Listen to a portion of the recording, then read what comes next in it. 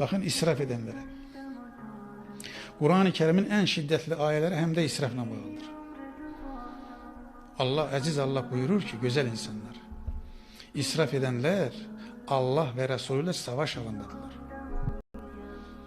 Bakın ayenin verdiği mesaja bakar mısınız? İsraf edenler Allah ve Resulü ile savaş alandadılar.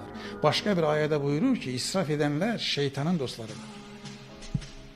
Güzel insanlar, bir Azerbaycan hayatına bakın, bir toylarımıza bakın. Ne kadar israf var, aman Allah'ım.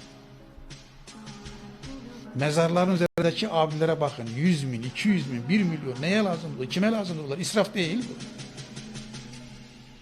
Bir insan bir toyda 10 cür, 20 cür, 30 cür su içip yemek yiyebilir mi? Buna ihtiyaç var mı? Ölüye 3, 7, 40, 52, ne bileyim cuma akşamı, kara bayram geçirme israf değil. Biz pulumuzu, servetimizi neye kaçırdık güzel insanlar? Allah buyurur ki israfa gömülenlere hidayet yoktur.